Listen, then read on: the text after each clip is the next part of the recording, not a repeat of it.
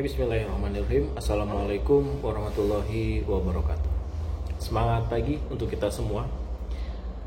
Izinkan perkenalkan diri, saya Yunus, saya salah satu dari tim paramedis di perusahaan tambang yang ada di Kalimantan Selatan, letaknya ada di Angsana.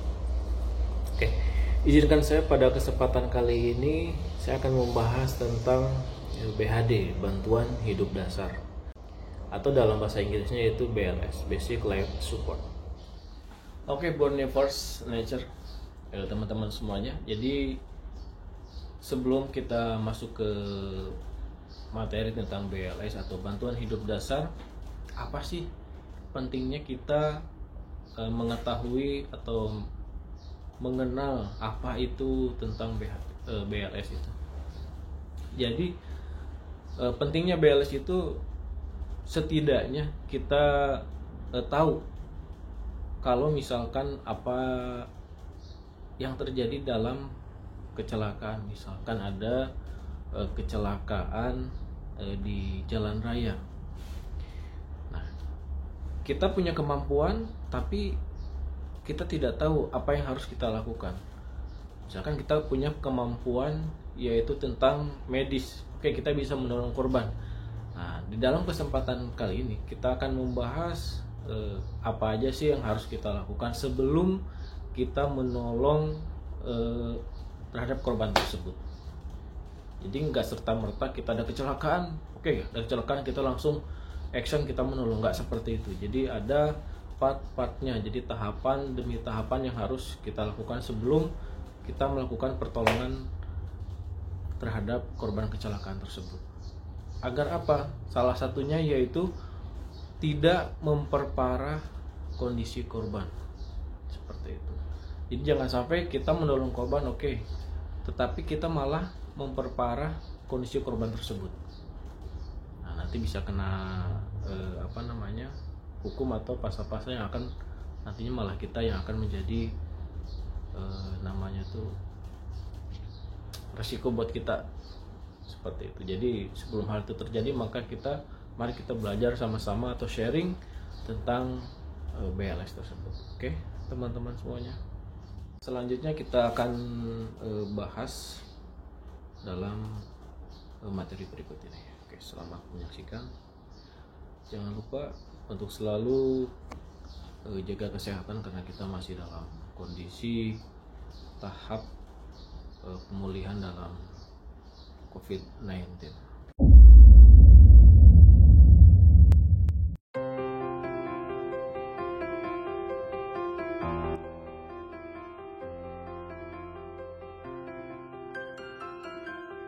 Oke, teman-teman semuanya, bisa kita lihat ya, ini adalah fisiologi anatomi jantung manusia. Bisa kita lihat bahwa posisi jantung manusia itu adanya di tengah. Di ujungnya mengarah ke kiri bawah. Jadi kuasa Allah, jantung ini organ vital yang sangat dilindungi, yaitu terlindungi oleh rongga tubuh atau rongga dada tulang rusuk manusia. Untuk fungsinya sendiri, jantung itu memiliki fungsi yaitu pompa sirkulasi darah ke seluruh organ manusia. Jadi bisa kita bayangkan kalau misalkan jantung itu bermasalah, maka peredaran darah atau sirkulasi darah ke seluruh organ manusia itu bisa bermasalah. Untuk mengecek denyut jantung atau jantung ini kita bisa periksa di mana sih? Oke, bisa kita lihat atau bisa raba nadi yang ada di tangan. Jadi bisa kita sasar dari jempol tangan itu lurus ke arah siku. Nah, itu ada posisi di dekat jempol. Jika cek nadi, normalnya nadi itu adalah 60 sampai 100 kali per menit. Itu pada saat kondisi kita itu santai. Untuk pemeriksaan selanjutnya yaitu jantung bisa diperiksa dengan alat, yaitu dengan EKG atau alat elektrokardiogram untuk merekam aktivitas jantung tersebut. Jadi nanti ada hasilnya dari perekaman tersebut. we'll start with the basics and examine how the human heart works. The heart is a muscle about the size of a clenched fist that is located under the rib cage in between the lungs. It is divided into a left side and a right side. Each side has 2 chambers. The upper chambers are called atria, and the lower chambers are called ventricles. Blood flow node acts as a natural gatekeeper for the heart, through which all the heart's electrical signals normally pass. The electrical signals then pass through the bundle of His to the Purkinje fibers, which cause the heart muscles to contract. There are many factors that contribute to proper heart function. Talk to your physician about your heart health and steps you can take to keep your heart healthy and strong. Oke teman-teman semuanya, setelah kita menyaksikan video penjelasan dari anatomi fisiologi jantung, selanjutnya yaitu ada fisiologi dari paru-paru manusia. Oke, paru-paru manusia itu terletak di dalam rongga dada yang dilindungi oleh tulang rusuk, ya. Jumlah paru-paru yaitu ada dua bagian, ada kanan dan kiri. Makanya disebut paru-paru, yaitu 2 bagian. Fungsinya paru-paru yaitu tempat pertukaran gas. Tekniknya seperti apa? Yaitu pada saat kita inhalasi. Jadi pada saat kita tarik napas, terus pada saat kita ekshalasi yaitu membuang nafas. Nah, itu terjadilah pertukaran gas. Jadi antara CO2 dan O2. Jumlah pernapasan normal pada orang dewasa yaitu bisa kita hitung, yaitu 12 sampai 20 kali per menit. Jadi bisa kita hitung pernapasan manusia, ya.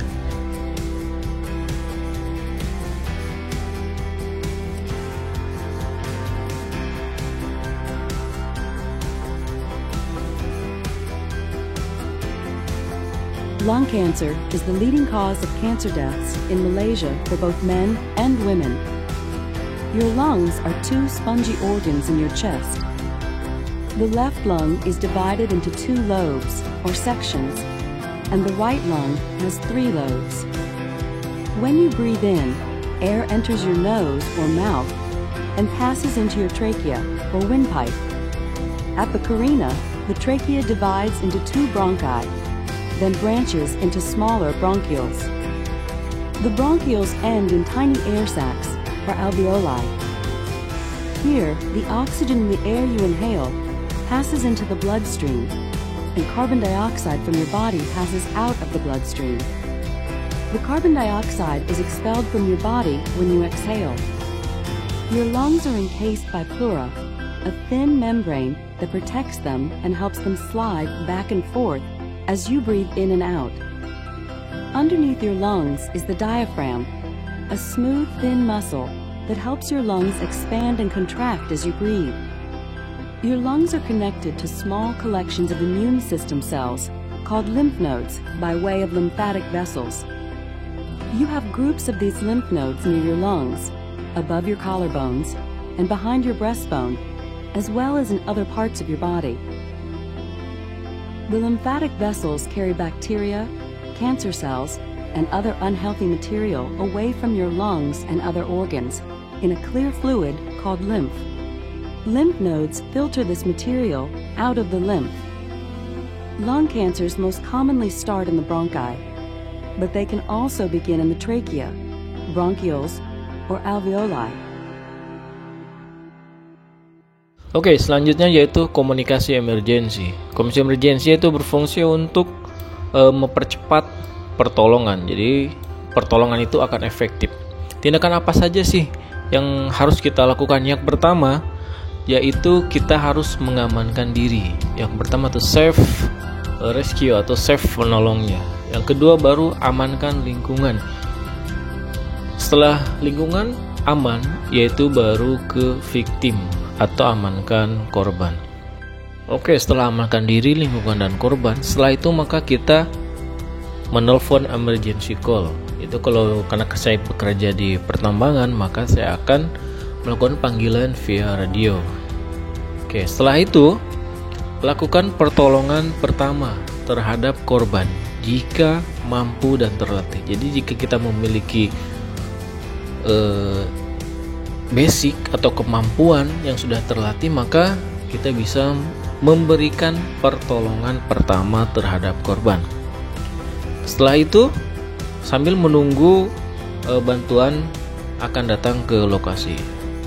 Sebenarnya komunikasi emergency ini tidak hanya diberlakukan di tambang ya, tetapi ini bisa juga kita lakukan pada saat kita menemukan insiden atau kejadian misalkan di jalan raya, atau menemukan pas kita jalan-jalan ada kebakaran, kita melaporkan ke dinas terkait sesuai dengan insiden atau kecelakaan apa. Jadi kalau misalkan ada kecelakaan mobil, otomatis kita yang butuhkan adalah polisi dan bantuan medis. Seperti itu ya teman-teman semua.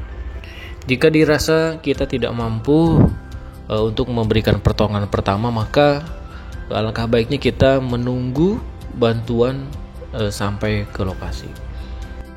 Oke, dalam komunikasi emergency maka kita harus memberikan informasi yang akurat. Apa saja sih yang harus kita berikan informasi? Yang pertama yaitu identitas diri, nama, terus habis itu ada jenis emergency. Apa kejadiannya, misalkan ada kebakaran atau kecelakaan mobil atau bencana dan lain-lain. Terus lokasi, yang tak kalah penting itu lokasi, di mana lokasinya, lokasi kejadian tersebut. Untuk jumlah korban, ada berapa jumlah korban di lokasi tersebut, dan bantuan apa saja yang dibutuhkan untuk menolong kejadian tersebut. Selanjutnya yaitu identifikasi bahaya. Sebelum kita melakukan pertolongan, kita harus tahu bahaya apa yang ada di lokasi tersebut. Misalkan ada bahaya fisika, debu, kebisingan, temperature-nya tinggi atau bahkan low, lebih dingin, atau ada bahaya kimia seperti asam, terus basanya kuat atau membuat korosif, oksidatif. Ada juga bahaya biologi seperti binatang, virus, bakteri, atau karsinogenik yang beracun, atau bahaya mekanik seperti apa? Unit tidak stabil, benda berputar, atau ada arus listrik. Jadi bahaya-bahaya itulah yang harus kita ketahui sebelum kita melakukan pertolongan. Jika bahaya itu sudah hilang, maka kita bisa melakukan pertolongan terhadap korban. Artinya apa? Artinya safe untuk rescue atau safe untuk penolong, dan aman lingkungan, dan korban pun aman. Jadi kita bisa menolong korban. Hello, I'd like to tell you about... Oh, didn't expect that. Hey, sudden cardiac arrest occurs when the heart stops beating properly. Sudden cardiac arrest is an electrical problem caused by an abnormality in the heart's electrical system. The heart's pumping action is disrupted, and the heart can't pump blood to the brain, lungs, and other organs. Seconds later, the victim collapses suddenly, appears lifeless, and is not breathing, or is abnormally gasping for air. You may see several seconds of seizure-like symptoms.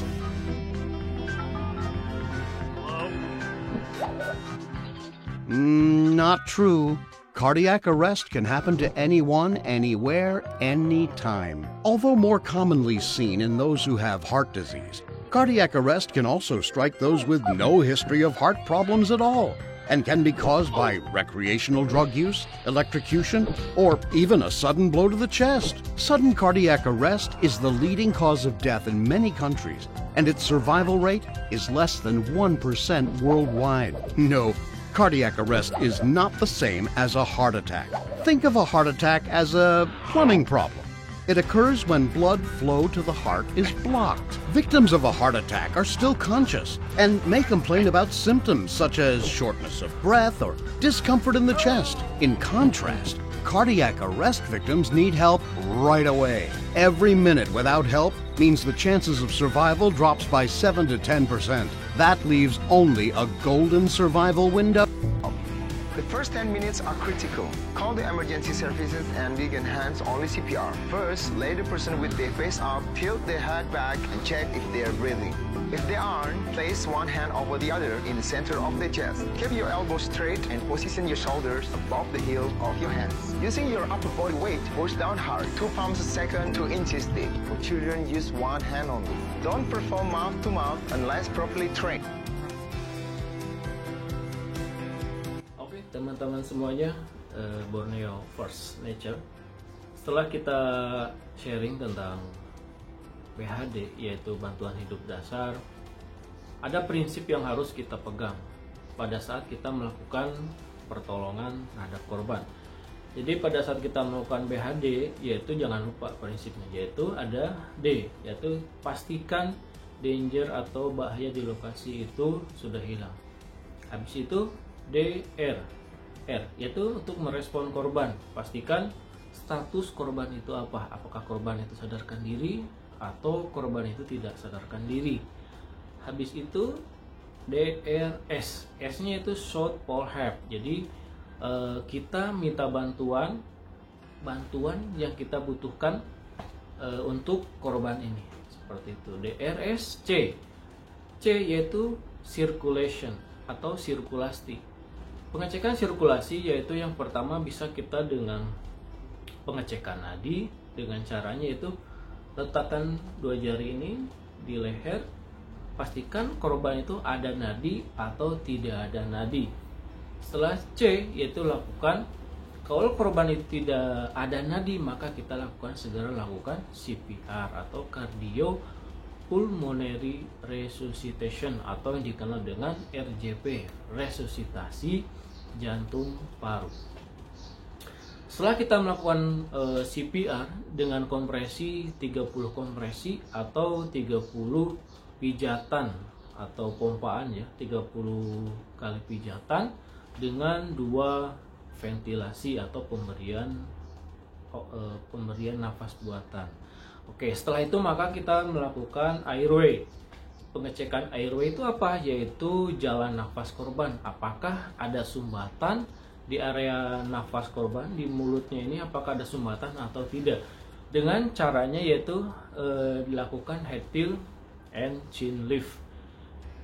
Setelah itu maka jika dirasa airway itu clear, maka lakukanlah kita pemberian nafas buatan. Nah, untuk perlu diingat teman-teman semua bahwa dalam kondisi COVID-19 maka tidak dianjurkan untuk pemberian nafas bantuan. Jadi kita cukup melakukan CPR hands only atau hanya melakukan CPR.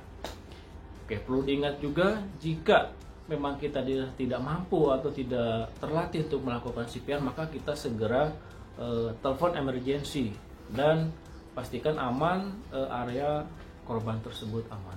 Seperti itu. Untuk teman-teman semuanya, mudah-mudahan kali ini ilmu ataupun sharing pada kesempatan kali ini mudah-mudahan bermanfaat dan ya mudah-mudahan tidak dipakai ya ilmunya, karena memang ini kritikal sekali untuk masalah bantuan hidup dasar terkait dengan CPR. Semoga bermanfaat dan sampai ketemu di lain waktu. Oke teman-teman, Borneo First Nature, jangan lupa untuk menonton channel ini. Semoga channel ini terus memberikan edukasi atau hal-hal yang bermanfaat untuk kita semua. Jangan lupa untuk like, comment, and subscribe. Amuli. Terima kasih.